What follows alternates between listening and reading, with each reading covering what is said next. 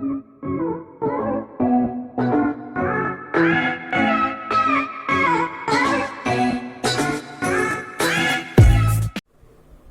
Class में हम लोग रेडिएशन स्टार्ट किए थे। रेडिएशन में बेसिक पॉइंट्स पहले पढ़े, फिर प्रीवोस्ट थ्योरी हमने पढ़ा।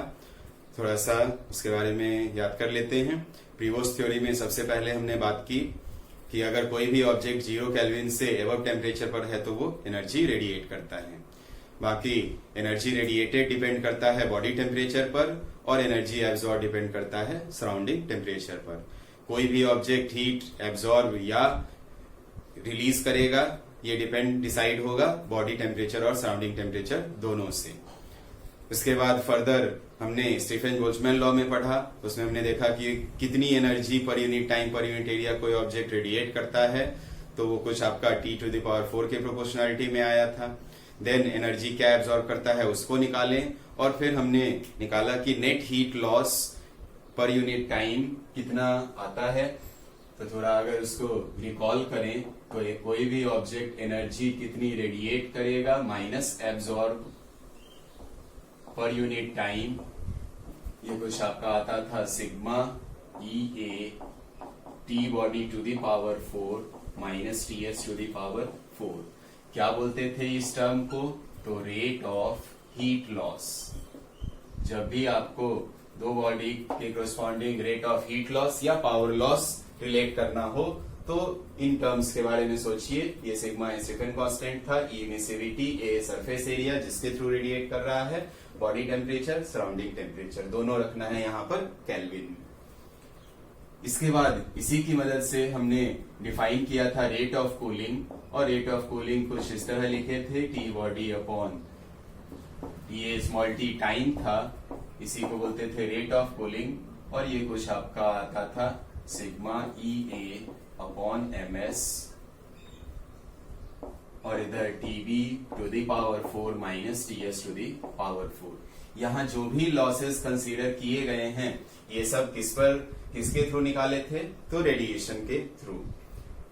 अब हम लोग बात करते हैं कि अगर मान लीजिए कोई ऑब्जेक्ट को आप कूल कर रहे हो तो रेडिएशन के थ्रू तो इसी तरह से रिलेट करेंगे। इस पर थोड़ा एक्स्ट्रा काम न्यूटन ने किया और उससे रिलेटेड इनका लॉ आपको पढ़ना है, न्यूटन्स लॉ ऑफ कूलिंग।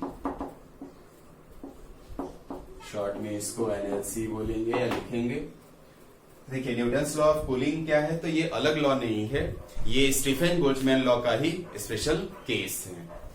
कैसे अभी देखेंगे हम लोग। तो दो तीन बातें जो इसके बारे में आपको ध्यान रखनी है कि स्टीफन बोल्ट्जमैन लॉ का ही स्पेशल केस है। दूसरी बात कि इसमें अगर कोई बॉडी कूल हो रही होती है तो रेडिएशन के थ्रू तो एनर्जी लॉस करता ही है, साथ में वो कन्वेक्शन के थ्रू भी जो लॉस करता है उसको भी कंसिडरेशन करते हुए इनका लॉ है। मतलब इसमें loss due to both convection and radiation is considered. तीसरी बात, ये तब एप्लीकेबल होता है जब बॉडी टेम्परेचर और सराउंडिंग के बीच, बॉडी और सराउंडिंग के टेम्परेचर में बहुत ज्यादा डिफरेंस ना हो। ऐसा ना हो कि 1000-2000 केल्विन का डिफरेंस हो। ये तभी एप्लीकेबल है जब वो डिफरेंस स्मॉल हो। और मोस्टली आप देखोगे कि डिफरेंस वगैरह वो बेसिकली सराउंडिंग टेम्परेचर के रेंज का डिफरेंस या ऐसे कहिए 30-35 वगैरह का डिफरेंस रहता है, तो उस केस में हम लोग इसको यूज कर लेते हैं। तो 2-3 पॉइंट पहले लिख लीजिए। It is special case of Stefan Boltzmann law. दूसरी बात, इट कंसीडर्स, इस लॉ की बात कर रहे हैं, इस लॉ में it considers loss due to both convection and radiation during cooling. अगर कोई ऑब्जेक्ट कूल हो रहा है तो उसमें दोनों प्रोसेस या दोनों मोड के थ्रू लॉस को कंसीडर करते हैं। It is applicable if TB minus TS is small। Approx कुछ आइडिया रख सकते हैं 30 और 35 डिग्री सी। ऐसा नहीं कि 30-35 का ही हो, 36 हो जाए, 38 हो जाए तो मत लगाइएगा, एक रफ आइडिया आपको है उसके रिलेटेड। अब इस केस में यहां से अगर बात किया जाए कि क्या है लॉ, तो पहले रिजल्ट देख लेते हैं जो आपको याद रखना है। कैसे आता है उसको भी हम लोग समझेंगे, जस्ट अच्छे से उस लॉ को फील करने के लिए। तो रिजल्ट इसमें ये है कि अगर dq बाई dt, इसी टर्म को कई बार dq बाई dt भी बोलेंगे, रेट ऑफ हीट लॉस। तो ये आपका कुछ आता है, कुछ suppose c times theta B minus theta S, मतलब rate of heat loss is proportional to temperature difference between body and surrounding. इसके बाद minus D theta B upon D T, इसके लिए लिख सकते हैं कुछ c अपॉन, इसको चाहें तो एक एरिया वाला टर्म भी आने दीजिए, C A theta B minus theta S, ये कुछ सी ए upon M S theta B minus theta S. ये टर्म है आपका रेट ऑफ हीट लॉस।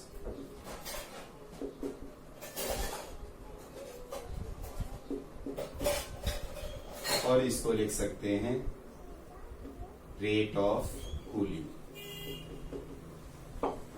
और इसी से ये जनरेट होगा जब dq को ms d थीटा लिखिएगा, ms को लेफ्ट साइड राइट साइड ले जाइएगा तो कुछ ऐसा आपका आएगा। ये माइनस साइन जो शो कर रहा, बॉडी कूल हो रही है, थीटा भी घट रहा होगा, d थीटा अपने आप में नेगेटिव, माइनस लगा के इसको बनाएंगे पॉजिटिव। तो ये रिजल्ट आपको याद रखना है। यहाँ पर ca को भी आप k मान सकते हैं, इसको कुछ k डैश लिख सकते हैं। तो मेन जो काम का इसमें पॉइंट था कि रेट ऑफ हीट लॉस बोलें या रेट ऑफ कूलिंग बोलें, तो ये दोनों टेम्परेचर डिफरेंस के प्रोपोर्शनल हैं।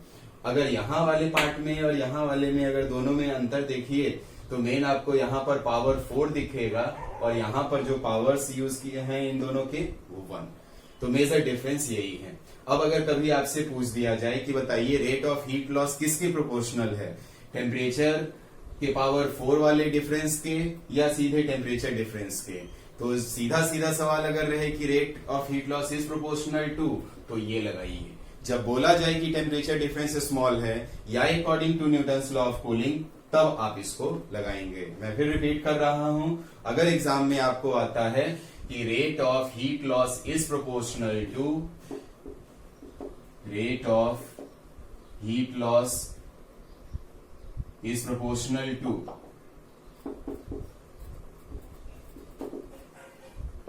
और दोनों ऑप्शन आपको दिया रहेगा TV4 माइनस TS4 और सेकेंड में TV माइनस TS, तो कौन सा इसमें आप लगाएंगे? तो अगर कुछ नहीं मेंशन है तो आपको ये लगाना है, कुछ नहीं दिया जाए तो आपको ये लगाना है। रेट ऑफ कूलिंग के केस में भी बोलेंगे तब भी यही आपको लगाना है। जब वो बोलेंगे स्पष्ट कि according to Newton's law of cooling बताइए या फिर टेम्परेचर डिफरेंस स्मॉल है, तब आप बताएंगे कि ये वाला चीज सही होगा। तो इसलिए इसको ध्यान रखना है। अब कैसे आता है तो थोड़ा सा उसको समझ लीजिए, वैसे बुक वगैरह में भी आपको मिल जाएगा डेरिवेशन, तो थोड़ा शॉर्ट में मैं उसको आपको बता रहा हूं। तो बेसिकली अगर dq बाई dt की बात करें तो स्टीफन बोल्ट्जमैन लॉ में ये था sigma EA TD to the power 4 minus TS to the power 4। अब यहां पर अगर इसी टर्म को थोड़ा मैं रीअरेंज कर रहा हूं, अगर a square minus b square के फॉर्म में देखें तो TB square plus TS square TB square minus TS square, इन दोनों को मल्टीप्लाई करिए, a plus b a minus b, a square minus b square. Further एक और थोड़ा सा कैलकुलेशन करते हैं, TB square plus TS square और इसको a square minus b square को फिर a प्लस b और a माइनस b के फॉर्म में हमने लिखा। अब अगर टीवी माइनस टीएस स्मॉल है, इन दोनों का डिफरेंस बहुत स्मॉल है कंपेयर टू इनके, इन दोनों टेम्परेचर के रिलेटिव इनका डिफरेंस स्मॉल है। जैसे मैं आपसे बोलूं कि सपोज 300 डिग्री सी है और 295 degree C, 300 degree 295 degree C, difference इनका कितना है 5। अब डिफरेंस 5 300 और 295 के रिलेटिव बहुत स्मॉल है। कहीं आपसे बोले कि मान लीजिए 300 केल्विन 330 केल्विन, 330 केल्विन बॉडी का टेम्परेचर, 300 सराउंडिंग का, इनका डिफरेंस 30, 300 के रिलेटिव बहुत छोटा है। तो यहाँ स्मॉल बोलने का पर्पस ये है कि इन दोनों टेम्परेचर के रिलेटिव डिफरेंस बहुत छोटा हो, तब इसके लिए टीबी माइनस टीएस तो आपका कुछ जो भी छोटा है कुछ ना कुछ होगा, जीरो नहीं होगा, स्मॉल ही सही, बट टीबी प्लस टीएस को अप्रोक्सीमेटली आप लिख सकते हैं 2ts या 2टीबी भी लिख सकते हैं। तो दोनों का डिफरेंस स्मॉल, लगभग इसको हमने 2ts लिखा और TB square plus TS square को 2ts स्क्वायर। एक और मेथड इसका देख लीजिएगा, बाइनोमियल वाला, उससे और ज्यादा एक्यूरेटली ये चीज दिखती है, किताब में मिल जाएगा वो आपको। तो यहां पर इसी स्टेप को अगर हम देखें तो dq बाई dt यहां पर आपका आ जाएगा 2ts स्क्वायर और ये 2ts, तो मल्टीप्लाई होके आपका 4 सिग्मा e ts का क्यूब, ये power 2 power 1 into a TB minus TS. अब यहां ध्यान से अगर सोचें तो इस केस में यहां पर टेम्परेचर डिफरेंस आपका आ गया। अब टेम्परेचर डिफरेंस है तो दोनों को डिग्री में रखिए या दोनों को केल्विन में रखिए, यहां फर्क नहीं पड़ेगा, और यहां पर रखिएगा तो केल्विन में ही इसकी जगह रखिएगा, इस जगह पर दोनों चलेगा।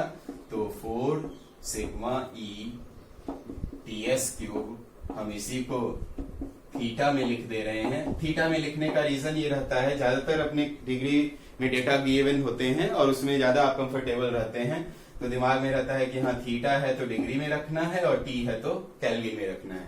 डिफरेंस में वैसे कुछ भी आप रखिएगा, दोनों सही है। पावर 4 वाले एक्सप्रेशन में तो आपको मस्ट है केल्विन में ही रखना। अब अगर ये इसकी बात अगर करें तो ये लॉस किसके थ्रू हुआ है, तो ड्यू टू रेडिएशन। फिर न्यूटन ने ये बताया कि कन्वेक्शन से जो लॉस होता है, मैथमेटिकल पार्ट तो उसका हमें नहीं पढ़ना है, कन्वेक्शन के थ्रू जो लॉस आपका होता है ये भी प्रोपोर्शनल होता है एरिया के और temperature difference between body and surrounding. साथ में वो मटेरियल की प्रॉपर्टीज वगैरह पर भी डिपेंड करता है, तो उसके कोरस्पॉन्डिंग यहाँ पर एक कांस्टेंट हम कुछ यूज कर दे रहे हैं C0। तो कन्वेक्शन के थ्रू लॉस ये, रेडिएशन के through rate of heat loss ये आपका है। जब दोनों को कंबाइन करते हैं, जब इन दोनों को कंबाइन कर दिया हमने dq बाई dt नेट, तो यही चीज आपका बन जाता है, इधर कहें तो C0, और इसको अगर आप या C0 की जगह मैं यहाँ पर C2 लिख दे रहा हूं, कोई कांस्टेंट है, और ये है आपका C1।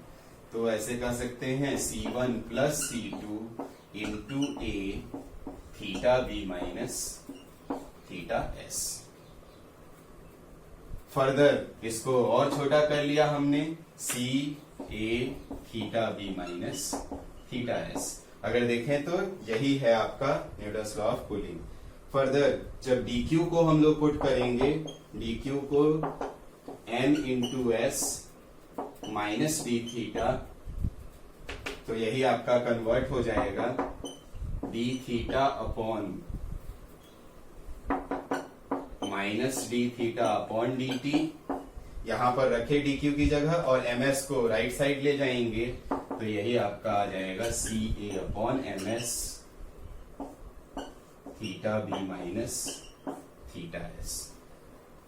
तो overall Newton's law of cooling के रिगार्डिंग यही चीज आप याद रखिए, रेट ऑफ हीट लॉस के रिगार्डिंग इसको ध्यान रख सकते हैं।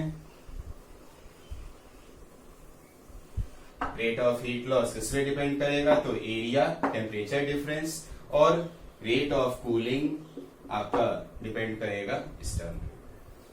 टेम्परेचर किस में लेना है तो यहाँ दोनों ले सकते हैं। जब स्मॉल टेम्परेचर डिफरेंस है तो पावर 1 यूज करेंगे।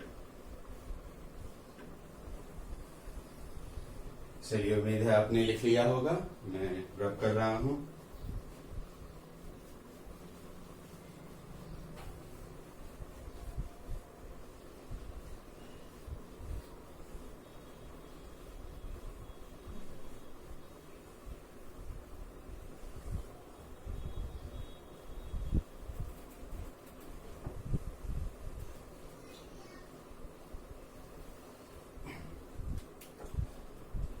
देन बात करते हैं कि चलिए, ये तो आपका लॉ हो गया, न्यूटन्स लॉ ऑफ कूलिंग में जब भी हमें लिखना है तो rate minus D theta upon D t, rate of cooling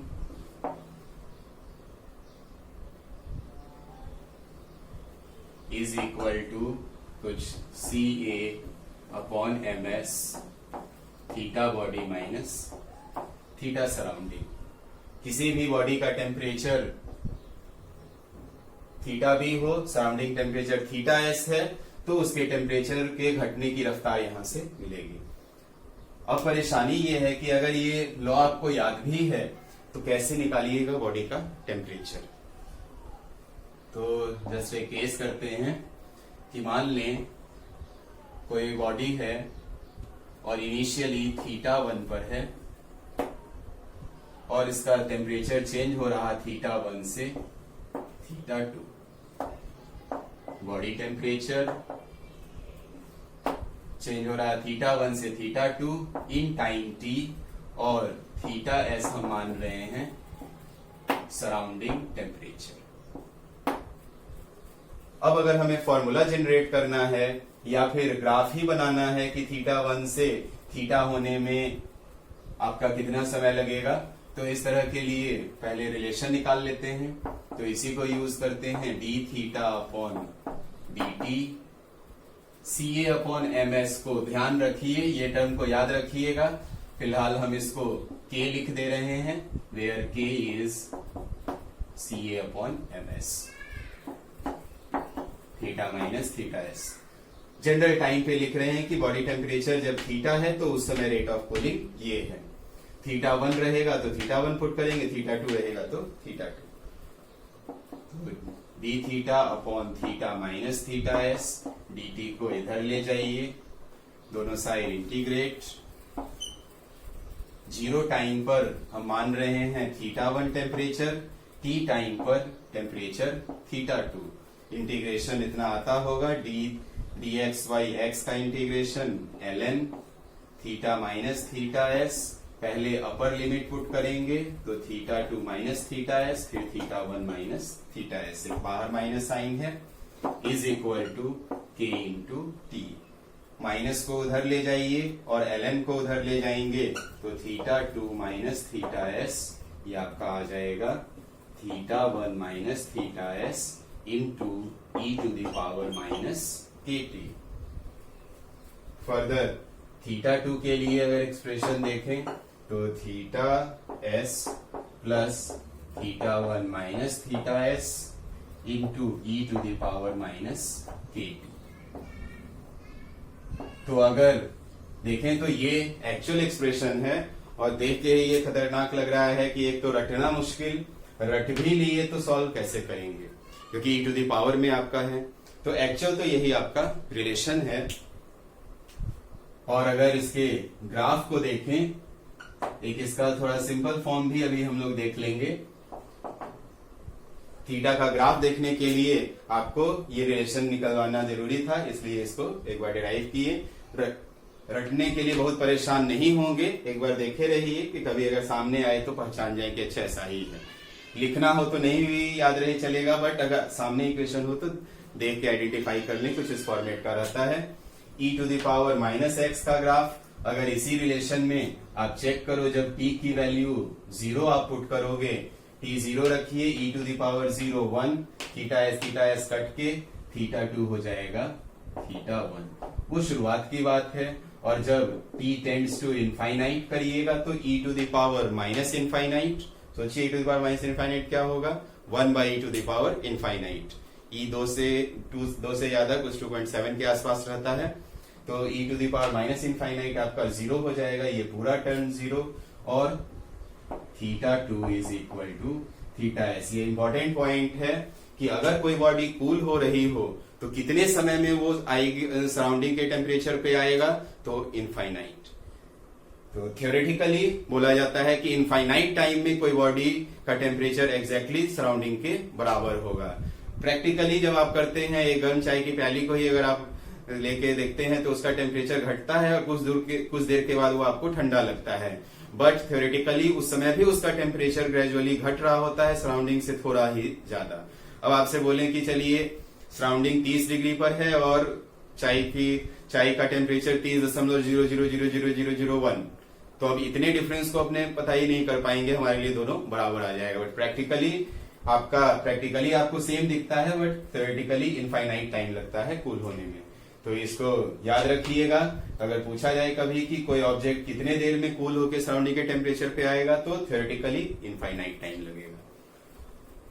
theta तो यहाँ इनिशियली θ1 टेम्परेचर पर है। अब इसको ग्राफ को बनाने में एक ऑप्शन हो सकता है ऐसे आपको दिखाया जाए, मतलब वो 0 के पास जाता हुआ दिखेगा, वो गलत होगा। यहाँ पर ध्यान रखेंगे, अगर बॉडी कूल भी हो रहा है तो जो सराउंडिंग का टेम्परेचर है फाइनली उतना ही होगा, टच नहीं कभी कराना है। कुछ ऐसा अपीयर होगा कि इनफाइनाइट टाइम पर जाके वो टच करेगा। अगर कभी आपसे पूछें कि चलिए इसके इसी पॉइंट पर अगर हम एक टेंजेंट ड्रॉ कर दें तो उस टेंजेंट का स्लोप कुछ कैसे रिलेट कर सकते हैं, तो अगर इस पॉइंट पर सपोज टेंजेंट एक हमने बनाया करके इस पॉइंट पे टेंजेंट ड्रॉ किए हैं, और अगर ये एंगल आपका अल्फा है और इसके कोरस्पॉन्डिंग टेम्परेचर थीटा हमने लिखा, तो tan अल्फा क्या लिखेंगे, तो ध्यान से सोचिए। तो इस ग्राफ के लिए स्लोप क्या होगा, slope is dθ upon dt, और dθ अपॉन dt कहाँ है, यहां पर देखिए कहीं लिख रहे हैं, dθ upon dt is minus k times theta minus theta s। और भी अगर अल्फा के टर्म में स्लोप लिखें तो tan alpha is minus k times theta minus theta s। तो tan अल्फा की वैल्यू अगर लिखा जाए तो this is nothing but k theta minus theta s। ये थीटा किसका टेम्परेचर है, ग्राफ में इस पे आपको सवाल बनेंगे, थीटा किसका टेम्परेचर है, तो ये बॉडी का टेम्परेचर है। जिस पॉइंट पर आप लिखिएगा tan अल्फा, उस पॉइंट पे जैसे यहां पर ही अगर हमें लिखना है tan अल्फा, तो इस थीटा बी की जगह हमने जस्ट थीटा लिख दिया, इसके कोरस्पॉन्डिंग टेम्परेचर। तो कभी दो पॉइंट पे ऐसे टेंजेंट ड्रॉ करके ग्राफ में आपसे पूछा जाए तो उसको लिख सकते हैं। तो इसमें पूरा रिलेशन आपको रखना है, वेरी वेरी इंपॉर्टेंट। ये ग्राफ सवाल कैसे आपसे पूछेगा, बोल देंगे कि कोई बॉल है हाई टेम्परेचर पर, उसको सराउंडिंग में छोड़ दिया गया कूल होने के लिए, बताइए उसका टेम्परेचर का टाइम के साथ कैसा ग्राफ। तो इस एक्सिस पर ध्यान रखेंगे टाइम है, और ये आपका बॉडी टेम्परेचर,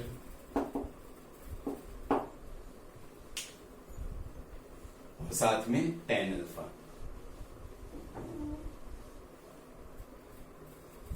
सपोज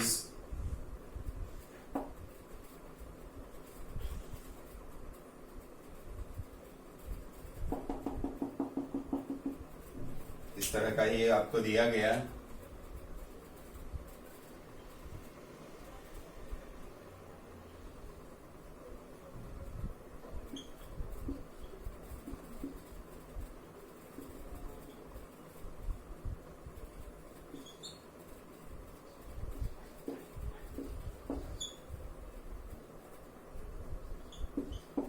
ये ग्राफ दिया है, खुद से लिखिए tan alpha upon tan beta क्या होगा, थीटा नॉट सराउंडिंग टेम्परेचर।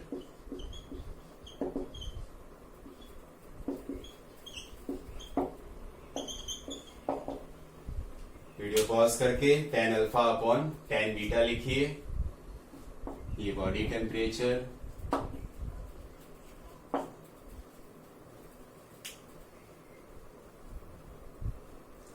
विधि आपने लिख लिया होगा और जस्ट अभी थोड़ी देर पहले रिलेट किए थे।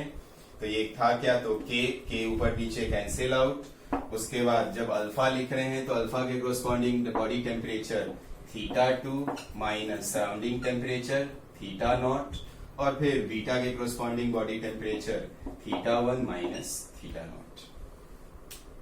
तो पूरा एक्सप्रेशन नहीं भी ध्यान रहे, ग्राफ से आप इस चीज को, ग्राफ अगर ध्यान है और उसमें tan अल्फा क्या है तो रिलेट कर सकते हैं।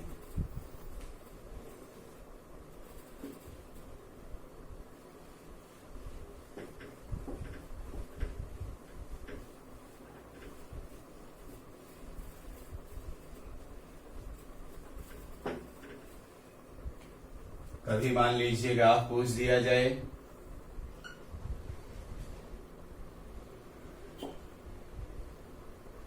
इधर रखा गया थीटा बॉडी टेम्परेचर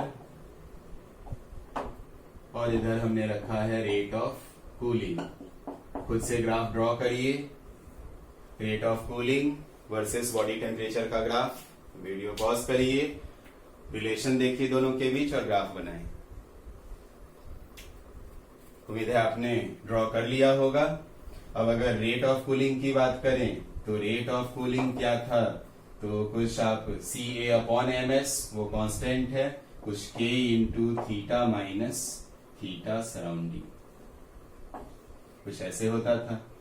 तो बॉडी टेम्परेचर के साथ ही आपको ग्राफ बनाना है, इसी को थीटा लिख दिया है इन्होंने, थीटा एस कांस्टेंट है। अब अगर आप सोचें ध्यान से तो ये y एक्सिस पर है, यही आपका x एक्सिस पर है, y बराबर mx प्लस सी, और इंटरसेप्ट क्या है तो कुछ निगेटिव।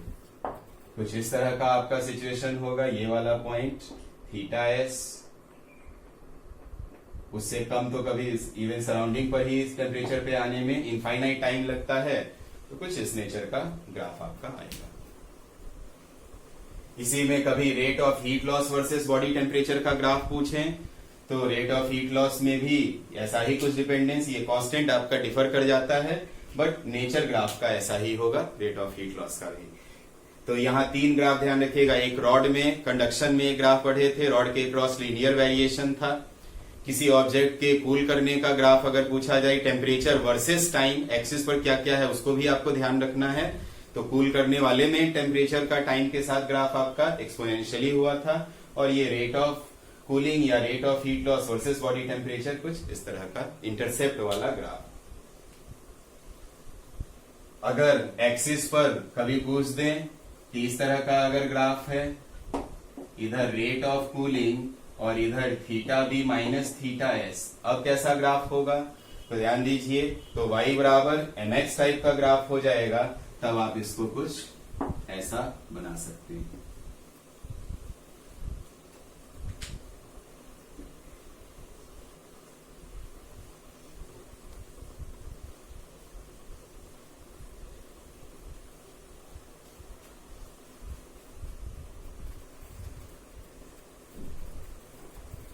अब मान लें अगर हमसे पूछा जाए कि अगर कोई ऑब्जेक्ट है और 50 डिग्री से 48 डिग्री सी, पहले एक छोटा सा क्वेश्चन कर ही लीजिए फिर उस पर भी आते हैं। कोई ऑब्जेक्ट है, कूल हो रहा 50 डिग्री से 48 डिग्री सी, इतना तक आने में उसको समय लगा है 2 मिनट। तो 48 डिग्री से 46 डिग्री तक उसको समय लगा t मिनट, या ऐसे कहें यहाँ पे t1 टाइम लगा है और यहाँ t2। थ्योरेटिकल सवाल, t1 equal to t2, t1 greater than t2, t1 less than t2, cannot comment, या डेटा इनसफिशिएंट। वीडियो पॉज करिए, सोच के इसमें लगाएं कौन सा सही होगा। यहां भी 2 डिग्री का फॉल, इधर भी 2 डिग्री का फॉल, तो आपने कर लिया होगा। और उसके बाद अगर डिसाइड करें तो नॉर्मली अगर ध्यान से नहीं सोचेंगे तो इच्छा होगी कि 2 का ही यहाँ भी घटा वहां भी 2 घटा है तो समय तो बराबर ही लगेगा, बट ये आपका रॉन्ग है।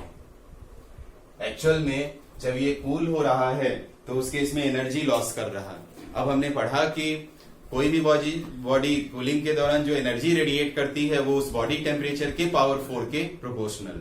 तो सोचिए जैसे जैसे बॉडी टेम्परेचर घट रहा होगा रेट ऑफ लॉस या एनर्जी रेडिएटेड भी कम होती जाएगी। तो कम टेम्परेचर पे पर सेकेंड कम एनर्जी रेडिएट करेगा।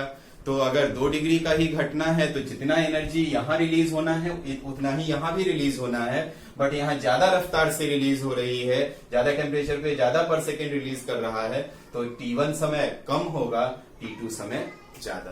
तो फिर से समझिए टेम्परेचर ज्यादा है तो पर सेकेंड ज्यादा एनर्जी का लॉस कर रहा, यहाँ टेम्परेचर हर समय कम है कंपेयर टू इधर, हर सेकेंड कम एनर्जी का लॉस कर रहा। तो सेम अमाउंट की एनर्जी को अगर लॉस करना है तो ज्यादा रेट से जहां लॉस हो रहा वहां पर समय कम लगेगा, जहां कम रेट से लॉस हो रहा है वहां समय ज्यादा लगेगा। तो T1 की वैल्यू कम होनी चाहिए, T2 ज्यादा। बिना सॉल्व किए भी इसको हम बता सकते हैं और मैथमेटिकली सॉल्व करके भी निकाल सकते हैं। अब नेक्स्ट क्वेश्चन पे आते हैं कि अगर मान लीजिए यही सवाल में यहाँ 5 मिनट लग रहा है और पूछ दें कि यहाँ कितना समय लगेगा, तो अपने पास जो अभी रिलेशन आपका आया था कुछ θ2 बराबर θs plus θ1 minus θs into e⁻kt, उस एक्सप्रेशन को अगर यूज करिएगा तो आ तो जाएगा उससे और इनफैक्ट एग्जैक्ट आएगा। लेकिन अपने पास कैलकुलेटर नहीं रहता है एग्जाम में, कैलकुलेटर की मदद से उसको आप निकाल सकते हैं। तो इसके लिए हम लोग काम यहाँ करते हैं, न्यूटन्स लॉ ऑफ कूलिंग खुद है आपका अप्रोक्सीमेट फॉर्म, अप्रोक्सीमेट करके किया गया था, उसमें टेम्परेचर डिफरेंस स्मॉल के लिए डिराइव किया था हमने इस लॉ को। अब एक और अप्रोक्सीमेशन लगाते हैं इस लॉ में, approximate form of Newton's law of cooling, या एवरेज फॉर्म भी आप बोल सकते हैं इसको। इसमें यह है कि जैसे अगर कोई ऑब्जेक्ट कूल हो रहा है तो उसमें 2 डिग्री 4 डिग्री 5 डिग्री कुछ इस रेंज का जो चेंज आपका हो रहा है टेम्परेचर का वो स्मॉल हो। इस डिफरेंस से न्यूटन्स लॉ ऑफ कूलिंग में क्या था, बॉडी और सराउंडिंग के बीच का डिफरेंस स्मॉल था compare to body temperature surrounding temperature. और यहाँ पर क्या है कि जितना कूलिंग के दौरान टेम्परेचर जो चेंज हो रहा वो आपका बहुत स्मॉल हो, 2 डिग्री 4 डिग्री 5 डिग्री इस रेंज का जब चेंज हो रहा होता है तब हम एवरेज फॉर्म को यूज करते हैं। तो जैसे अगर आपसे बोलें कि चलो 50 डिग्री से 48 डिग्री ही 48 डिग्री ही अगर चेंज हो रहा है तो बताओ बॉडी टेम्परेचर कितना होगा। तो रफली हम कहेंगे कि अच्छे इतने से इतना चेंज हो रहा है, ना 50 से और ना 48, उनका एक एवरेज टेम्परेचर हम डिफाइन कर देंगे। जैसे कोई बॉडी का टेम्परेचर चेंज हो रहा है और पूछे कि बताइए क्या है टेम्परेचर, तो आप बोल दोगे अगर बहुत चेंज स्मॉल है तो आप उनका एवरेज वैल्यू बताएंगे, वो एवरेज वैल्यू बहुत क्लोज होगा उस बॉडी के टेम्परेचर के। तो इसमें यही चीज यूज करते हैं कि जब हम लिखते हैं -dθ/dt Newton's law of cooling, तो उसमें आपका था कुछ इधर CA/ms और इधर कुछ theta body minus theta surrounding. तो अगर ऑब्जेक्ट कूल हो रहा है और टेम्परेचर डिफरेंस स्मॉल है, जैसे θ2 से चेंज हो रहा θ1 और θ2 माइनस θ1 स्मॉल है, तो इसमें t टाइम लग रहा हो और सराउंडिंग टेम्परेचर θs, तो इन दैट केस ये वाले टर्म को ध्यान दीजिए, नीचे dt है, यहां से यहां आने में कितना समय लगा, t टाइम, जो dt है उसी को लिखा टाइम इंटरवल t। उसके बाद ये -dθ क्यों आया था, तो एक्चुअल में टेम्परेचर थीटा से बदला था थीटा प्लस dθ, और ये अपने आप में निगेटिव था, चेंज था टेम्परेचर का आपको dθ, फाइनल माइनस इनिशियल, और अब निगेटिव वो था इसलिए एक और माइनस लगाए थे। तो यहां पर अगर θ2 से कूल हो रहा है, ये इस केस में कूलिंग हो रही है, तो θ2 ज्यादा होगा θ1 कम, तो θ2 माइनस θ1। यहां मैंने माइनस क्यों नहीं लगाया, तो इस केस में मैंने फाइनल माइनस इनिशियल नहीं लिखा है। अगर फाइनल माइनस इनिशियल लिखिए तो देखिए θ1 माइनस θ2, एक माइनस लगाइएगा तो θ2 minus θ1 is equal to constant as it is छाप दीजिए CA/ms। देन थीटा भी क्या लिखेंगे, तो ये बॉडी का टेम्परेचर है, चूंकि ये चेंज स्मॉल है तो ना थीटा 2 ना थीटा 1, इन दोनों का average theta 1 plus theta 2 divided by 2, average temperature लिखा हमने माइनस थीटा एस। तो न्यूटन्स लॉ ऑफ कूलिंग में पीएमटी में अगर हम क्वेश्चन की बात करें तो आपको जो शुरू में मैंने 3 पॉइंट्स लिखा है वो याद रखिएगा। स्पेशल केस है स्टीफन बोल्ट्जमैन लॉ का, कन्वेक्शन रेडिएशन दोनों का लॉस होता है, और जब बॉडी सराउंडिंग का टेम्परेचर डिफरेंस स्मॉल हो तब लगाते हैं। तो ये 3 पॉइंट। उसके बाद जो ग्राफ वाला पार्ट आपको बताए कैसा ग्राफ का नेचर है, एक्सपोनेंशियल, वो ध्यान रखिएगा। और ये रिलेशन आप याद रखो, 99.99% है, सवाल आपके इसी के रहेंगे। मैंने डेरिवेशन वगैरह भी आपको बताया, वो जस्ट समझने के लिए, फील करने के लिए। बाकी अल्टीमेटली आपको याद इस रिलेशन को तो रखना ही है, क्योंकि इसी पर सवाल आपके बनेंगे। अब एग्जाम में पहचान में आना चाहिए कि इस से सवाल है। कैसे पहचान में आएगा, तो आपको बोला जाएगा कि कोई ऑब्जेक्ट है वो 50 से 44 डिग्री कूल हो रहा है इतने समय में, तो इतने से इतने में कितना समय लगेगा। कैलोरीमेट्री के क्वेश्चन में भी ऐसे टेम्परेचर वगैरह दिखते हैं, बट वहां कभी आप टेम्परेचर घटने में टाइम नहीं निकालते हैं, यहाँ पर टाइम निकालने से रिलेटेड सवाल रहेगा। तो थोड़ी प्रैक्टिस रखिएगा। कुछ कर भी लेते हैं, तो लिखिए क्वेश्चन। 50 डिग्री सी से 50 डिग्री सी से सपोज 48 डिग्री सी होने में अगर टाइम लग रहा है 2 आवर्स, तो 48 डिग्री सी से 46 डिग्री सी होने में कितना समय लगेगा ये निकालना है। और सराउंडिंग टेम्परेचर आपको बता दिया गया,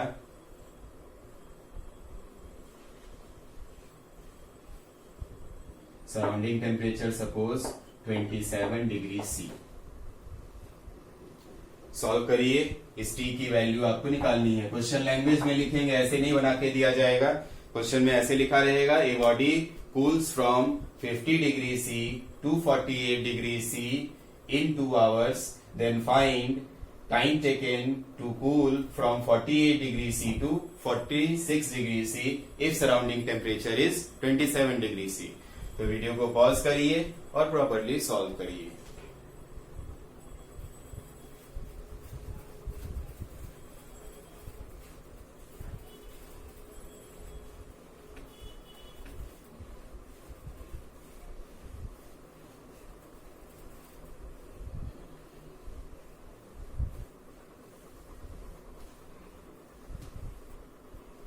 चलिए, उम्मीद है आपने कर लिया होगा। अब इक्वेशन लगाते हैं। पहले क्या था, थीटा 1 से थीटा 2 से थीटा 1 जा रहा था, तो टेम्परेचर का डिफरेंस 50 माइनस 48 डिवाइडेड बाई कितना समय लगा 2, रहने दीजिए आवर में ही। यहां पर जो टर्म आपका आता है उसको के भी आप लिख सकते हैं, CA/MS। जब मास वगैरह में कोई चेंज ना हो, मटेरियल वगैरह चेंज नहीं किया जाए, तो उस फैक्टर को के से ही लिख के काम चलाइए। जब मास MS वगैरह बदल रहा होगा तब हम उसको कंसीडर करेंगे। तो K इंटू इधर आपका 50 plus 48 divided by 2 minus surrounding temperature 27, first equation. अब यहां बच्चे सॉल्व करने लगते हैं, सॉल्व मत करिए, इसको लिख लीजिए और दूसरे केस में भी इक्वेशन लिख लें। तो 48 माइनस 46 डिवाइडेड बाई टी, के वही रहेगा, उसमें कोई चेंज नहीं, वही मटेरियल, सब कुछ सेम है। तो 48 प्लस 46 बाई 2 माइनस 27। अब यहां से देखिए, तो या तो आप पहले से के निकाल के इसमें पुट करिए, ज्यादा बढ़िया रहता है कि इन दोनों को डिवाइड कर दीजिए। अब अगर डिवाइड करेंगे तो यहां पर देख लीजिए, ये आपका क्या बन रहा है 2/2, और इधर बन रहा है आपका 2/t। तो ये वाली वैल्यू 2/2 और ये आपका बना 2/t। अगर डिवाइड करेंगे 2 कैंसिल आउट, ये 2 डिनोमिनेटर में जाएगा, ये t न्यूमरेटर में, तो t/2। इधर अगर हम थोड़ा सॉल्व कर लें तो 98/2 49, 98 अपॉन 2 49 और माइनस 27, और इसमें अगर देखिए तो 80, 94/2 47 माइनस 27। तो बाकी अगर सॉल्व करें तो ये आपका 29, 39, ये 22 आ गया आपका, और डिनोमिनेटर में आपका आ जाएगा 20। तो इधर t/2, तो यहां से काट दीजिए 10 t is equal to 2.2 hours. तो जो पिछला सवाल थ्योरेटिकल था वो मैथमेटिकली यहां से दिख भी रहा है कि यहां से यहां चेंज होने में 2 घंटे लगे, तो वहां से वहां होने में 2.2 आवर्स, उससे ज्यादा समय आपका लग रहा है। नेक्स्ट क्वेश्चन,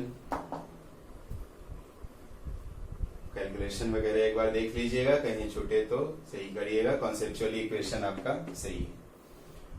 नेक्स्ट क्वेश्चन लिखें, if a body cools from 50 degree to 45 degree C in 5 minutes, if a body cools from 50 to 45 degree C in 5 minutes,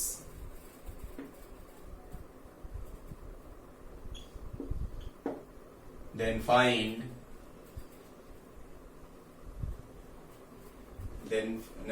काट दीजिए, फिर से मिलाइए एक बार। If a body cools from 50 to 45 degree C in 5 minutes and to 40 degree C in another 8 minutes. If a body cools from 50 degree C to 45 degree C in 5 minutes and 240 degree C, ये वाला 240 मत लिख लेंगे, and 240 degree C in another 8 minutes, then find surrounding temperature. Video pause करें, solve करें, निकालें।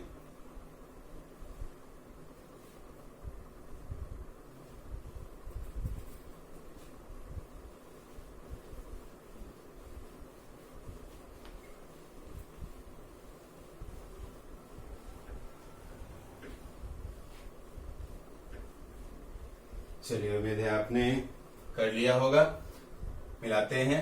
तो देखिए, लैंग्वेज में एक चीज ध्यान रखना है कि 50 से 45 होने में लगा है उसको 5 मिनट, और 240 डिग्री, यहां पर 50 से 40 मत कर लीजिएगा, एंड 240 मतलब 45 से फिर 40 डिग्री होने में 8 मिनट लगा है। आपसे पूछा गया सराउंडिंग टेम्परेचर, तो वही 2 बार इक्वेशन लगा दीजिए। फर्स्ट में टेम्परेचर डिफरेंस 50 से 45, 50 माइनस 45 डिवाइडेड बाई 5, इधर के इधर लिखेंगे तो 50 plus 45 by 2 minus theta surrounding. Second equation फिर यहां से यहां के लिए बना लीजिए, 45 माइनस 40 डिवाइडेड बाई 8, के वही है 45 plus 40 divided by 2 minus theta S. बाकी सॉल्व करने के लिए अगेन अगर यहां से देखें तो ये 5/5 बन रहा है, और इसको अगर देखें तो 5/8। रेशियो निकालिए, ऊपर वाला 5 कैंसिल आउट, ये 5 डिनोमिनेटर, ये 8 ऊपर, तो 8/5। इधर के पार्ट में अगर हम देखें तो ये कुछ आपका आ जाएगा 50 40 95 45 95 माइनस 2 थीटा एस, और डिनोमिनेटर में अगर देखेंगे तो 85 माइनस 2 थीटा एस। बाकी क्रॉस मल्टीप्लीकेशन कर लीजिए और थीटा एस के लिए सॉल्व कर लीजिए। नेक्स्ट क्वेश्चन,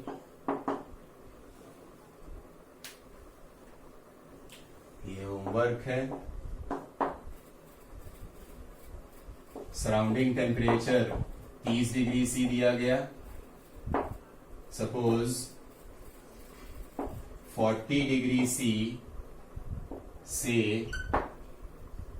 36 डिग्री सी होने में 10 मिनट्स लगते हैं, तो 36 डिग्री से 32 डिग्री होने नहीं, ऐसे करिए, तो 10 मिनट के बाद कितना टेम्परेचर हो जाएगा ये बताना है। और थीटा एस की वैल्यू चलिए 30 ही रहने दीजिए। 40 से 36 डिग्री में 10 मिनट लगा, तो 10 मिनट के बाद बताना है थीटा कितना होगा। थोड़ा अगर थ्योरेटिकली सोच के बताएं कि ये थीटा यहां 4 घटा है, ये थीटा 32 से ज्यादा होगा, 32 से कम होगा या 32 होगा। 10 मिनट ही दोनों बार दिया गया है, तो आपको इस थीटा की वैल्यू थ्योरेटिकली सोच के बताएं कि वो 32 से ज्यादा, 32 से कम या 32 ही एग्जैक्टली होगा। तो सोच लिया आपने। अब सोचिए यहां 10 मिनट मिला, यहां भी 10 मिनट मिला, समय बराबर मिल रहा है, बट यहां टेम्परेचर ज्यादा है। टेम्परेचर ज्यादा है तो यहां एनर्जी का लॉस भी रिलेटिवली कम होगा। तो अगर यहां ज्यादा एनर्जी के लॉस में 4 घट रहा है, 4 डिग्री टेम्परेचर घट रहा, तो यहां तो कम एनर्जी का लॉस हो रहा, तो 4 डिग्री तो नहीं घटेगा, उससे कम ही घटेगा। तो जब इसको निकालेंगे तो उसकी वैल्यू 32 से कुछ ज्यादा आनी चाहिए। 4 डिग्री नहीं घटेगा, वो मोर देन 32 आपका आएगा, जो भी वैल्यू आ जाए।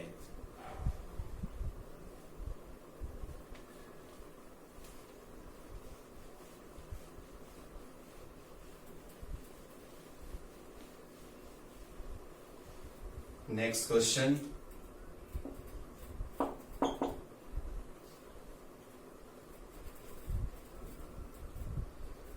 लिखिए।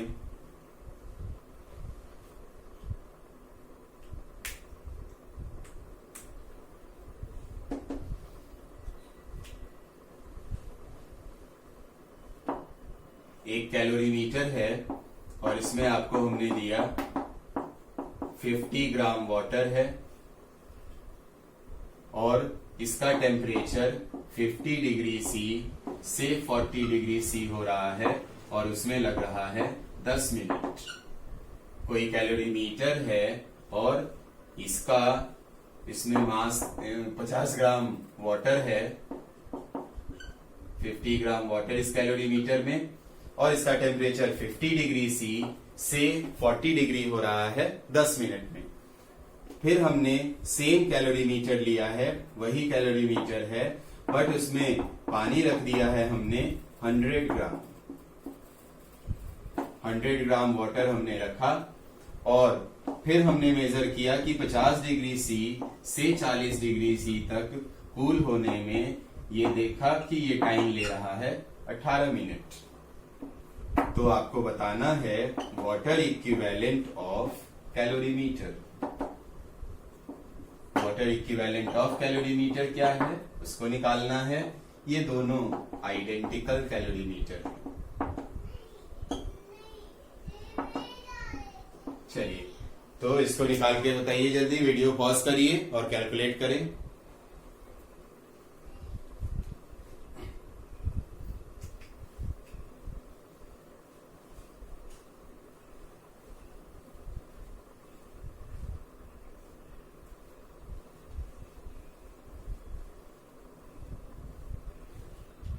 तो इधर आपने कर लिया होगा।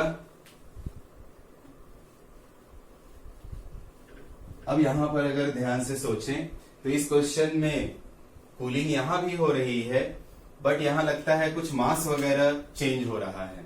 हमें वाटर इक्विवेलेंट कैलोरीमीटर का निकालना है। हमने मान लिया water equivalent of calorimeter is m। अब याद करिए वाटर इक्विवेलेंट क्या होता था। किसी भी सब्सटेंस का वाटर इक्विवेलेंट मतलब उस सब्सटेंस के बराबर उतना ग्राम पानी हीट एक्सचेंज करता था। सेम हीट दीजिए तो सेम टेम्परेचर चेंज होगा उतने ही ग्राम पानी का। तो हमने मान लिया वाटर इक्विवेलेंट m है, मतलब इफेक्टिवली यहां पर कूलिंग किसकी हो रही है, तो 50 प्लस m ग्राम पानी की। कंटेनर भी हीट लॉस कर रहा होगा और ये पानी भी हीट लॉस कर रहा होगा। क्यों ऐसा सोच रहे हैं, क्यों पानी का ही केवल नहीं पॉसिबल है, क्योंकि अगर वाटर के अमाउंट को डबल किए तो एक तरह से वाटर की हीट कैपेसिटी डबल हुई, 2 के फैक्टर में समय का चेंज आना चाहिए था, बट समय का चेंज कुछ अलग टाइप का आ रहा है। इस वजह से या पूछा भी गया है तो कंसीडर कर लिया हमने।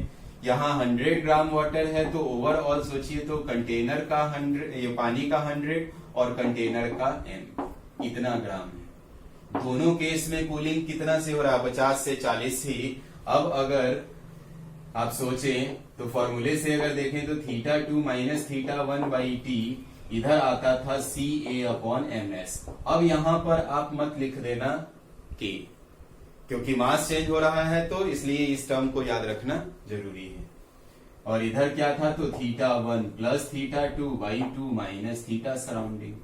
सराउंडिंग टेम्परेचर दिया भी नहीं है, उसकी जरूरत भी नहीं है, इसलिए कि अगर ध्यान से सोचें तो ये वाला टर्म दोनों केस में 50 से 40 का ही चेंज हुआ है दोनों ही केस में, तो ये वाला टर्म सेम है, ये पूरा टर्म दोनों ही केस में सेम। CA सेम, एज्यूमिंग कि यही आपका सेम एरिया वगैरह कुछ नहीं मेंशन है तो उसमें सेम मानने के अलावा और कोई उपाय नहीं है, तो ये आपका सेम। टाइम अलग है और ms अलग है, तो इफेक्टिवली अगर देखा जाए तो T is proportional to m into s। बस इसी को आपको यूज कर देना है। तो पहले 10 मिनट लगा, बाद में 18 मिनट लगा। पहले 50 प्लस m ग्राम पानी इंटू पानी का s, और बाद में 50 नहीं 100 बाद में हो गया है 100 प्लस m इंटू पानी का s। बाकी सॉल्व कर लीजिए तो ये 5, ये 9, तो ये आ गया कुछ 9 इंटू 5 450 प्लस 9m, और इधर देखें तो 500 प्लस 5m। बाकी थोड़ा ये अरेंज करिए तो ये 4m और इधर आपका आ गया 50।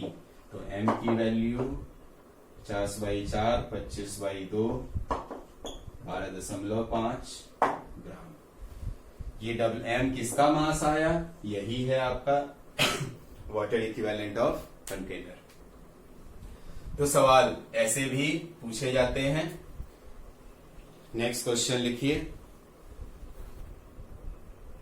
चलिए नेक्स्ट क्वेश्चन लिखिए। If a body cools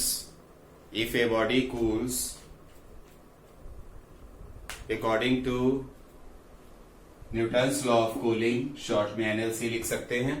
If a body cools according to Newton's law of cooling such that rate of heat loss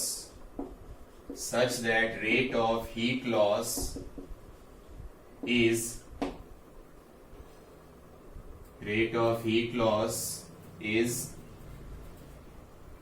30 watt at 60 degrees C. Rate of heat loss is 30 watt at 60 degrees C. Then find rate of heat loss at 45 degrees C. Then find rate of heat loss at 45 degrees C. Assuming surrounding temperature is 35 degrees C. Assuming surrounding temperature is 35 degree C. Video pause करिए और solve करें।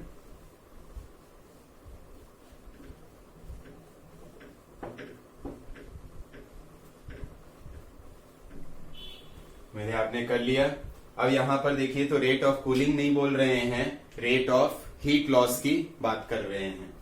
तो rate of heat loss क्या था, rate of heat loss के लिए हम लोग यही कुछ dQ/dt करते थे, और K times θB minus θS, या E वगैरह के टर्म में भी आप लिखते थे। कुछ आता था सिग्मा E इंटू A। ए जैसा कोई चेंज इसमें दिख नहीं रहा है, बॉडी वही है, तो जस्ट के यहाँ पे लिख दिया हमने।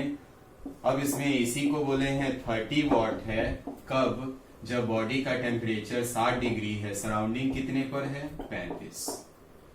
फिर पूछे हैं कि कितना होगा, मान लीजिए P बाद में है और K तो वही रहेगा, सेम बॉडी है, 45 माइनस 35, जस्ट डिवाइड कर दें 30 upon P, K cancel out, यहाँ डिफरेंस लीजिएगा तो 25 और इधर आपका डिफरेंस आ जाएगा 10। बाकी सॉल्व कर दीजिए, 6, 5 और ये आपका आ जाएगा, तो P बराबर 12 वॉट। 30 बाई P, 30 60, ठीक है, 10। चलिए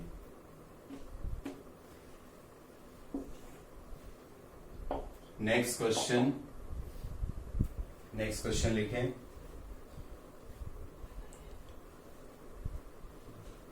son of radius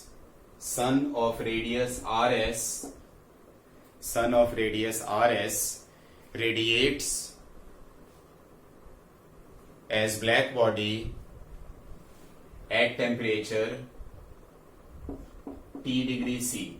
Sun of radius RS radiates as black body at temperature capital या at temperature T degree C लिखिए, at temperature T degree C, full stop.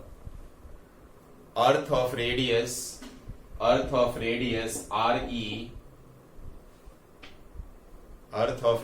RE at distance small r, earth of radius RE at distance small r from sun receives energy, at distance small r from sun receives energy, then find first part intensity,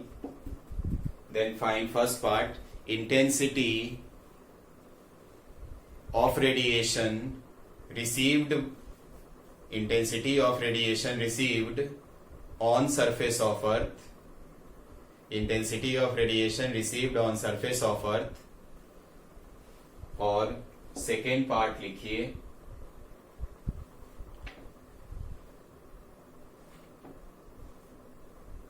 total energy falling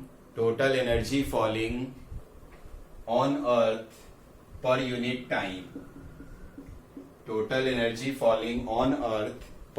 time, video pause करिए और इसको निकालें।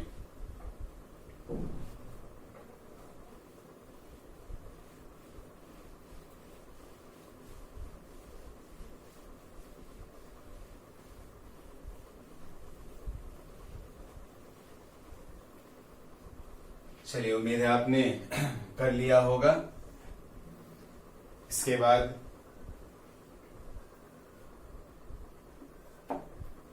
अब इसमें दिया ये गया है कि सपोज सन है, ये इसका रेडियस कुछ है RS और ये है T डिग्री C पर, मतलब अगर केल्विन में कहें तो T प्लस 273 केल्विन। इससे स्मॉल r डिस्टेंस पर अर्थ है और इसका रेडियस है RE। अब इसमें बोला जा रहा है बेसिकली सन हाई टेम्परेचर पर है, ये एनर्जी रेडिएट कर रहा है और वो एनर्जी इस पर भी स्ट्राइक कर रही है। पहले पार्ट में पूछा है इंटेंसिटी, कहां पर ये पूछा गया है, तो बेसिकली अर्थ के सरफेस के लिए आपसे पूछा गया इंटेंसिटी। तो अब अगर हम यहाँ बात करें तो सन को याद रखेंगे, सन इज ब्लैक बॉडी, नहीं भी दिया रहे तो भी याद रखें सन ब्लैक बॉडी है। तो ये बेसिकली सभी यहाँ पर रेडिएट कर रहा है और इस हाई टेम्परेचर पे जो भी एनर्जी रेडिएट कर रहा हर डायरेक्शन में वो स्प्रेड हो रहा। तो अगर हम पावर रेडिएटेड बाय सन लिखें, पावर रेडिएटेड बाय सन, तो यहाँ पर ब्लैक बॉडी रेडिएशन की तरह यूज करिए और उसमें स्टीफन बोल्ट्जमैन लॉ में हमने पढ़ा था sigma emissivity 1 sigma A T to the power 4। अब यहाँ पर सिग्मा एरिया क्या लिखेंगे तो सन का surface area 4 pi R S square और टी की जगह क्या लिखेंगे तो टी प्लस 273 का पावर 4। अगर यही केल्विन में दिया रहता तो जस्ट टेम्परेचर का पावर 4। तो बेसिकली यूनिट टाइम में सन ये एनर्जी रेडिएट करता है हर डायरेक्शन में।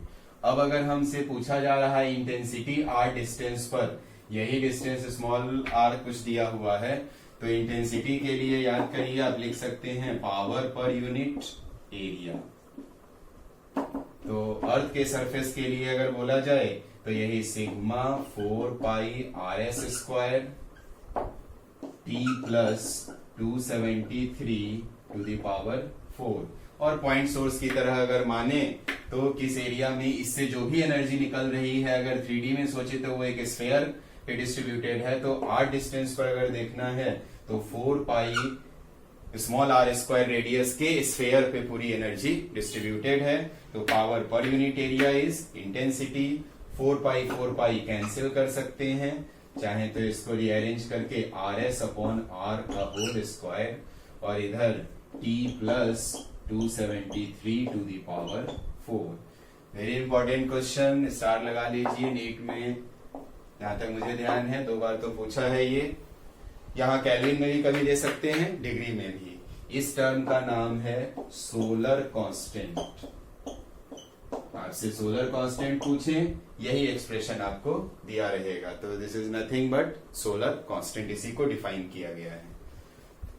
उसके बाद सेकेंड पार्ट में आपसे बोला गया कि बताइए पर यूनिट टाइम कितनी एनर्जी उस पर स्ट्राइक कर रही है। तो पर यूनिट टाइम आपको एनर्जी स्ट्राइक करने की बात करें तो अगर ध्यान से सोचें तो यहां से जो भी एनर्जी निकल रही है, इसके कारण अगर आप देखें तो क्या इस एनर्जी कितनी स्ट्राइक कर रही है, तो बेसिकली यहां पर इंटेंसिटी हमें मिल रहा है और एनर्जी पर यूनिट टाइम निकालना है, तो इसको आप पावर भी बोल सकते हैं। एनर्जी रिसीव्ड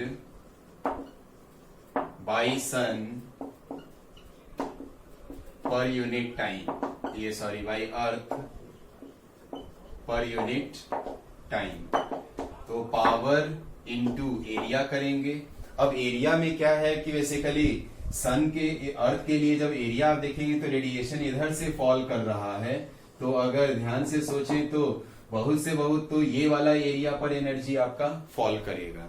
बट ऐसे केसेस में जब हम एरिया लेते हैं तो उसमें पूरा सरफेस एरिया नहीं लेके प्रोजेक्टेड एरिया लिया जाता है, या ऐसा आप पहले भी किए हैं, फोटोइलेक्ट्रिक इफेक्ट में भी आपको बताए थे।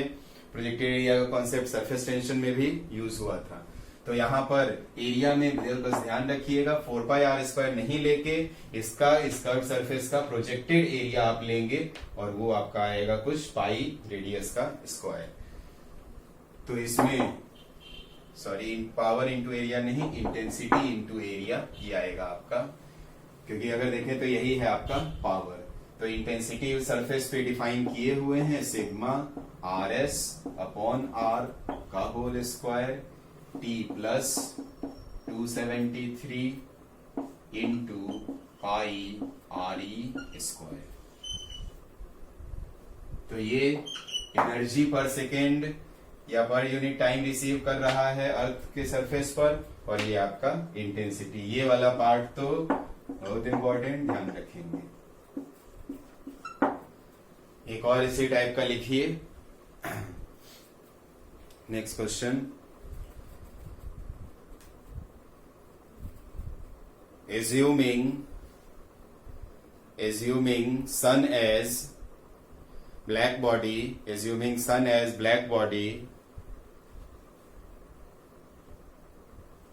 and intensity received on surface of earth is I naught. Intensity received on surface of earth is I naught.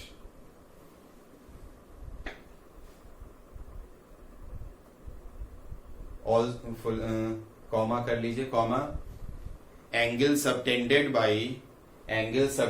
By diameter of sun, angle subtended by diameter of sun on earth, angle subtended by diameter of sun on earth is theta, understood है, ये radian में है. Angle subtended by diameter of sun on earth is theta radian. Then find temperature of sun. Question से घबराइए नहीं, समझिए क्या दिया है और उसको फिर निकालिए. वीडियो पॉज करिए और निकालें.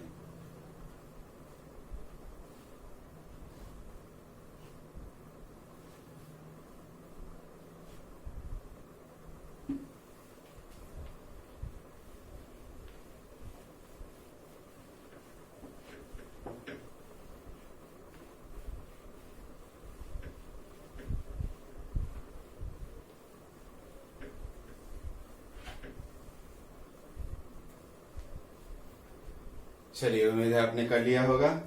अब इसमें ध्यान से सोचें, सवाल वही है सोलर कांस्टेंट वाला जो भी किए थे. यही सन है और ये आपका अर्थ के सरफेस पे इंटेंसिटी आपको बताया है ये कुछ I0, और बोला क्या गया है कि डायमीटर जो एंगल फॉर्म कर रहा है अर्थ पर, ये एंगल कुछ आपको दे दिया गया है, कुछ थीटा ये दिया गया है. अब इस केस में आपसे पूछा यही गया है कि बताइए अर्थ का टेम्परेचर, सन का टेम्परेचर कितना है. तो मान लेते हैं T केल्विन है इसका टेम्परेचर. अब इंटेंसिटी तो भी आप निकाले ही थे, और जहां तक मुझे ध्यान है पिछले सवाल में यही आपका इंटेंसिटी आया था. तो अगर इंटेंसिटी को देखें तो I0 is sigma RS upon small r का होल स्क्वायर कुछ T का पावर 4, यही आएगा. यही डिफाइन किया गया था इंटेंसिटी. अब सवाल में है कि ये RS स्मॉल r नहीं दिया है, बस इतना बुद्धि आपको लगाना था कि ये RS है और ये R. तो अगर ध्यान से देखें तो ये आधा एंगल थीटा बाई 2 होगा. तो tan थीटा बाई 2 को अगर आप चाहो तो लिख सकते हो RS अपॉन R. बहुत छोटा एंगल, ये डिस्टेंस बहुत ज्यादा है, एंगल बहुत छोटा, छोटे एंगल के लिए tan थीटा को अप्रोक्सीमेटली थीटा रख सकते हैं, तो यही थीटा बाई 2. तो अगर RS अपॉन स्मॉल r को देखें तो it is sigma into theta upon 2 का whole square into T to the power 4. बाकी रीअरेंज कर लीजिए तो ये 4 का फैक्टर ऊपर आ गया, 4I0 by sigma theta square का पावर 1/4. तो सवाल वही था, बट आपको दिमाग में रखना है कि जब भी इंटेंसिटी वाला सवाल रहे तो पहले सन के लिए पावर डिफाइन करिए, फिर सन को पॉइंट सोर्स मानते हुए r डिस्टेंस पे इंटेंसिटी डिफाइन कर लीजिए, और अगर किसी सरफेस पे इंसिडेंट एनर्जी पूछा जाए तो फिर उस इंटेंसिटी में उसके प्रोजेक्टेड एरिया से मल्टीप्लाई कर दें.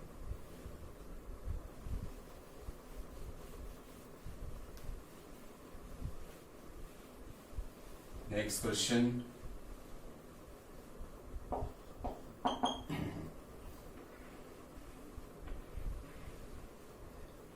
नेक्स्ट क्वेश्चन में कुछ ऐसा है कि मान लीजिए ये एक रॉड लिया गया,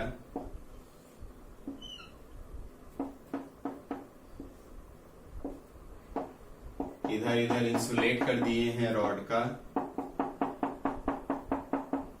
और ये वाला end radiates as black body. इस वाले एंड को रखा गया है, सपोज कुछ टेम्परेचर हमने दे दिया 27 डिग्री C या 327 डिग्री C पर ये एंड है, और इस स्टेट का स्टेडी स्टेट टेम्परेचर कुछ है 27 डिग्री C. लेंथ वगैरह आपको बता दिए, 10 मीटर, क्रॉस सेक्शनल एरिया आपको बता दिए 0.1 मीटर स्क्वायर। क्वेश्चन इसमें ये है आपको find thermal conductivity of rod. Find thermal conductivity of rod. चाहे तो ये भी इसकी टेंशन ना लें, यहां से ये वाले एंड से रेडिएट कर रहा है एनर्जी, और इस एंड को इधर एक ऐसे रूम में रख दिया गया है जो यहां से निकलने वाले सारे रेडिएशन को एब्सॉर्ब कर लेता है। Find thermal conductivity of rod. तो निकालिए, वीडियो पॉज करिए, ट्राई करें।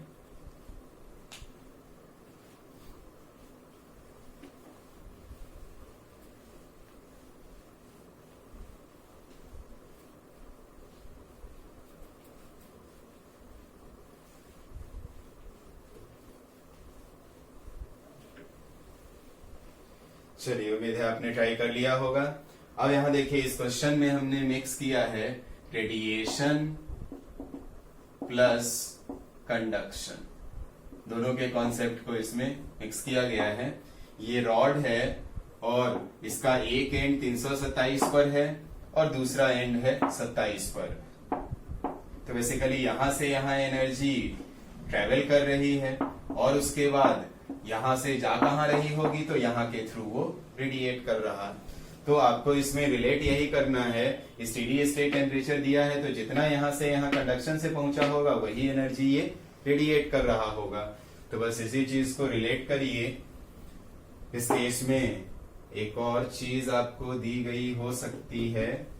चलिए, तो इसमें लिखते हैं कंडक्शन के थ्रू याद करें तो k a theta high 327 minus low 27 divided by नीचे एल। अभी मैं नोटेशन में लिख रहा हूं, यही एल है, यही आपका ए पुट करेंगे लास्ट में। और इधर रेडिएशन के थ्रू क्या लॉस होगा, तो सिग्मा इंटू इसी एरिया के थ्रू रेडिएट कर रहा है और ये एरिया ए ही है, तो सिग्मा इंटू ए इंटू ब्लैक बॉडी की तरह रेडिएट कर रहा तो इमिसिविटी 1 हो जाएगा और इसका टेम्परेचर टू दी पावर 4। इसी चीज को यूज कर सकते हैं। वैसे ओवरऑल अगर यहीं पर बोला होता कि इसको एक ऐसे सराउंडिंग में रखा गया जो 127 डिग्री पर है, तो आप वहां पर नेट हीट लॉस वाला यूज करते, TB माइनस TS4। नहीं दिया है तो एज्यूम कर रहे हैं कि ये केवल रेडिएट कर रहा है, इसका सराउंडिंग मेंशन नहीं है, कोई एब्जॉर्ब नहीं किया, बस इतना रेडिएट कर रहा है। अब इसी चीज को के लिए लिख दीजिए, तो ए तो वैसे कट गया, जरूरत ही नहीं पड़ी। Sigma T to the power 4 into L divided by 300। अब आपको सबकी वैल्यू मालूम है 5.67 into 10 to the power minus 8। Temperature का पावर 4, किसका टेम्परेचर, इस एंड का टेम्परेचर, और ये है 300 केल्विन, तो 300 टू दी पावर 4।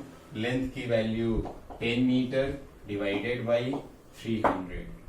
आगे सॉल्व कर लीजिएगा और सब ऐसा यूनिट में पुट करेंगे तो मोस्ट प्रोबेबली यूनिट इसकी क्या बनेगी, वॉट पर मीटर केल्विन, कुछ ऐसी ही यूनिट इसकी आती थी।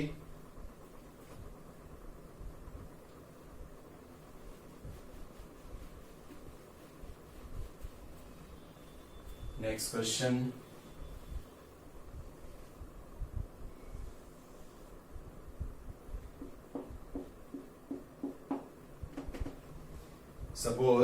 सपोज एक स्फेयर है और इस स्फेयर पर एक लाइट इंसिडेंट कर रही है और इसका light of intensity parallel beam of light of intensity कुछ दे दिया गया, सपोज 900 वॉट पर मीटर स्क्वायर। ये लाइट की इंटेंसिटी इस पे स्ट्राइक कर रही है और इसके लिए इमिसिविटी आपको दिया हुआ है 0.5, इसका रेडियस भी आपको बता दिया हमने, सपोज 10 सेंटीमीटर। अब क्वेश्चन इसमें ये है कि लाइट इधर से स्ट्राइक कर रही है और फर्दर ये आपका एनर्जी रेडिएट कर रहा है।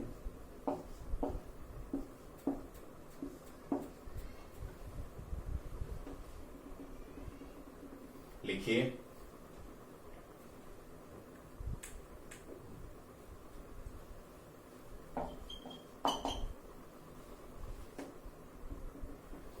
लिखें find temperature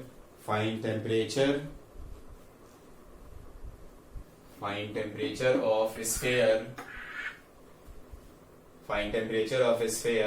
in steady state. Find temperature of sphere in steady state. Video pause करिए और सॉल्व करने की कोशिश करें।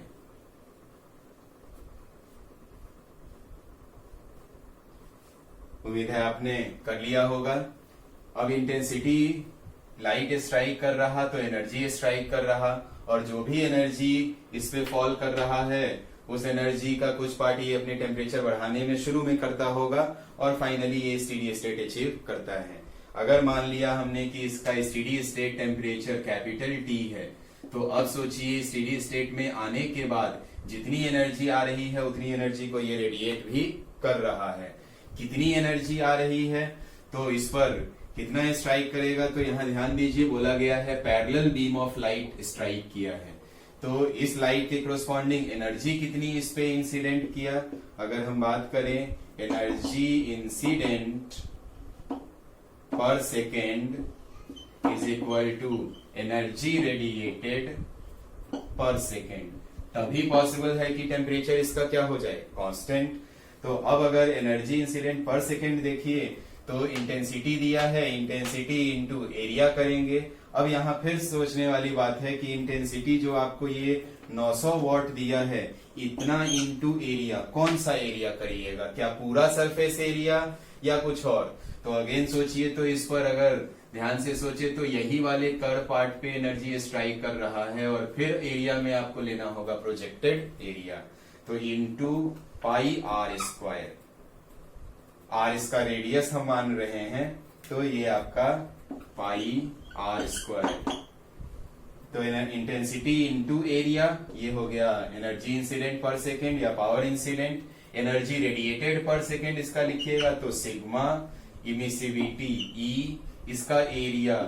अब यहां पर एरिया कौन सा लीजिएगा, तो रेडिएट तो ये पूरे सरफेस एरिया के थ्रू कर रहा है, तो 4 pi r square into temperature का पावर 4। अब बाकी इसके बाद कैलकुलेशन, पाई आर स्क्वायर काट दीजिए। यहाँ गलती एक जो आपसे हो सकती है वो इस 4, यहाँ पर भी 4 पाई आर स्क्वायर आप लिखेंगे तो वही ध्यान रखना है, 4 का फैक्टर नहीं। बाकी सॉल्व करेंगे, टी की वैल्यू कुछ 900 by 5.67 into 10 to the power -8। Emissivity को नीचे एक 4 भी आएगा, इमिसिविटी की वैल्यू भी दी गई है 0.5 और पावर 1/4। तो ये सब क्वेश्चन में थोड़े से ध्यान रखने हैं, थोड़ी थोड़ी चीजों का ध्यान रखेंगे तो सॉल्व हो जाएगा।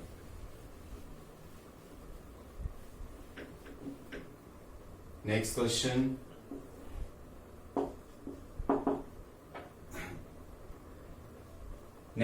में सपोज हमने 3 प्लेट लिया, ये क्लोजली प्लेस्ड हैं और इनकी थर्मल कंडक्टिविटी बहुत हाई है। 3 प्लेट हैं, क्लोजली प्लेस्ड हैं, ये 3T टेम्परेचर पे, ये 2T टेम्परेचर पर, और हाई थर्मल कंडक्टिविटी इनका दिया गया है। स्टेडी स्टेट में इस मिडिल प्लेट का क्या टेम्परेचर होगा ये आपको बताना है।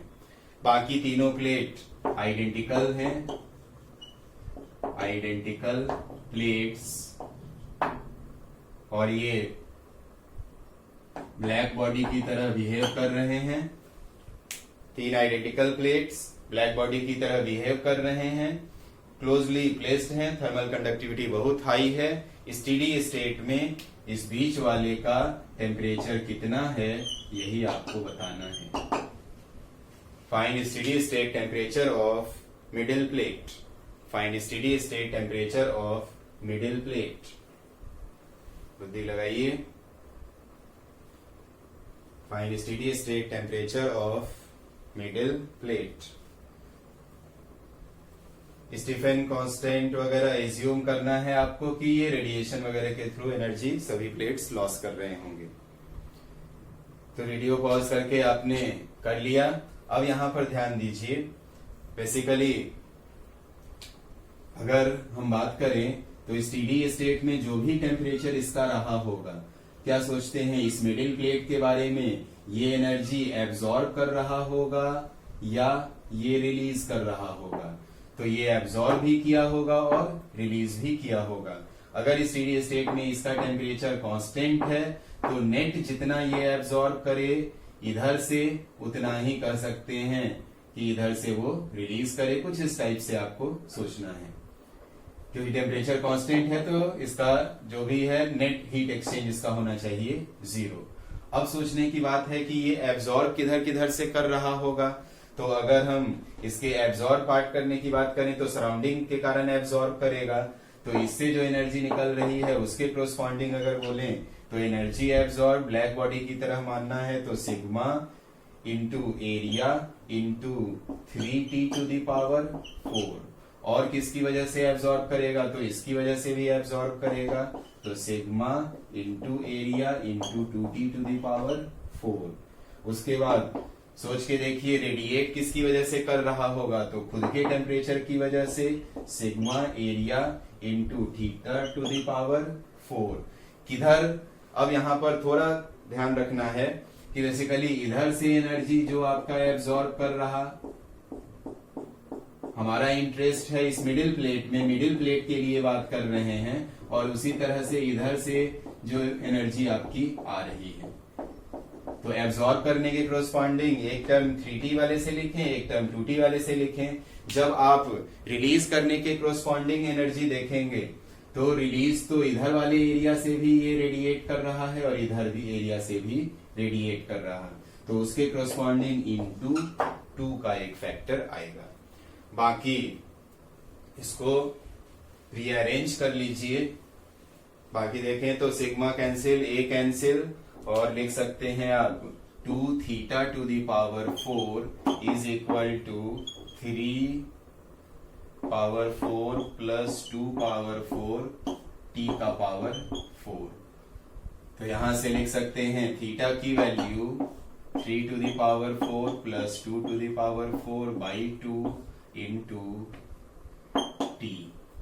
इसका पावर 1 बाई 4। वैल्यू से घबराए नहीं, ये कितना आ जाएगा 9 इंटू 9 81, और ये आपका 16, 7 और 8 1 97। तो 97 डिवाइडेड बाई 2 का पावर 1 बाई 4 t। रेडिएशन के सवाल में ऐसे ऑप्शंस होते हैं, तो इस ऑप्शन से घबराइए नहीं कि ये 4th रूट सॉल्व कैसे कर पाएंगे, ऐसे ऑप्शन आपको दिए ही जाएंगे। तो ये थोड़े डिफरेंट टाइप के सवाल थे। बेसिकली जेई वगैरह में ऐसे सवाल आते हैं। ये प्रीवियस ईयर जेई एडवांस का सवाल आपका है, तो 3 साल पहले आया था। चलिए, इसके बाद फर्स्ट पार्ट आप रेडिएशन में ये पार्ट कंप्लीट। इसके बाद 2 छोटे छोटे पार्ट्स आपके इसमें आ जाते हैं, विंग्स डिस्प्लेसमेंट लॉ और किरचॉफ लॉ। तो आज पढ़ाने में ये लेक्चर काफी लंबा हो जाएगा, तो उसको हम लोग कल करेंगे। Wings displacement law, Kirchhoff's law थोड़ा पढ़ लीजिएगा और फिर इन पर भी प्रैक्टिस करेंगे। तो मुश्किल से कुछ 1 सवा घंटे और इसमें आपको लगेंगे।